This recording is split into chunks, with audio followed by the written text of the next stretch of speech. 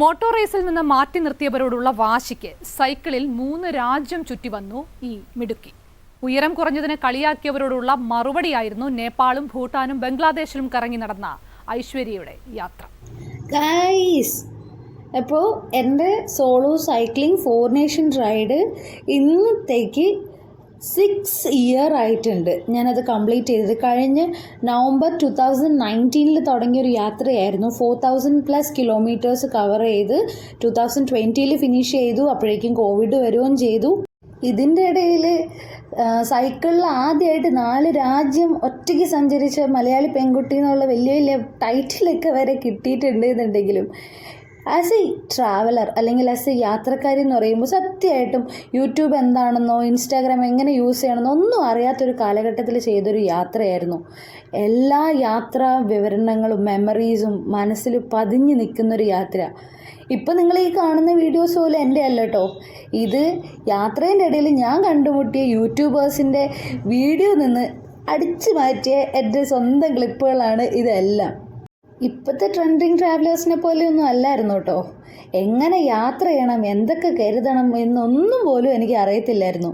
ഒരു സൈക്കിളിൻ്റെ ഒപ്പം ഒരു ടെൻറ്റും സ്ലീപ്പിംഗ് ബാഗും അതിൻ്റെ കൂടെ ആകെ 2 ജോഡി ഉടുപ്പ് മാത്രം കൊണ്ട് ഇറങ്ങി തിരിച്ച ഒരാളായിരുന്നു ഞാൻ.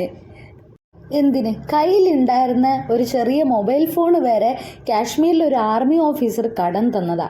അതിൽ പകർത്തിയ കുറച്ച് ചിത്രങ്ങൾ മാത്രമേ ഉള്ളൂ എൻ്റെ യാത്രേൻ്റെ ഓർമ്മയ്ക്കായിട്ടെന്ന് പറയാൻ.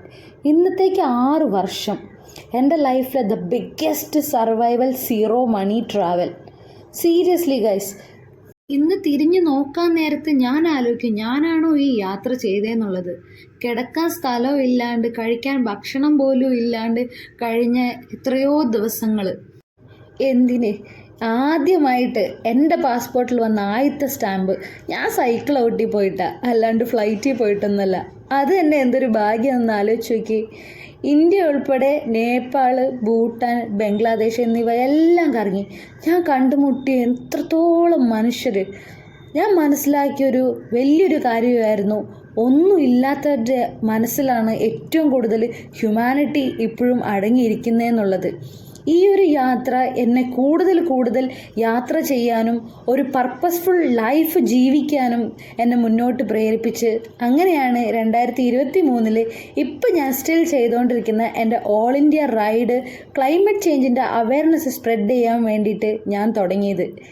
എൻ്റെ സ്റ്റോറി കേട്ട് ഇൻസ്പയറായി കുറേ പേര് അവരുടെ ഡ്രീംസിനെ ചേസ് ചെയ്യാൻ വേണ്ടി പോയി എന്നുള്ള മെസ്സേജ് വായിച്ചപ്പോൾ തന്നെ ഞാൻ ഹാപ്പിയായി ഗൈസ്. അപ്പോൾ കീപ്പ് ഓൺ സപ്പോർട്ടിങ്. അതുവരെ ടാറ്റ ബൈ ബൈ.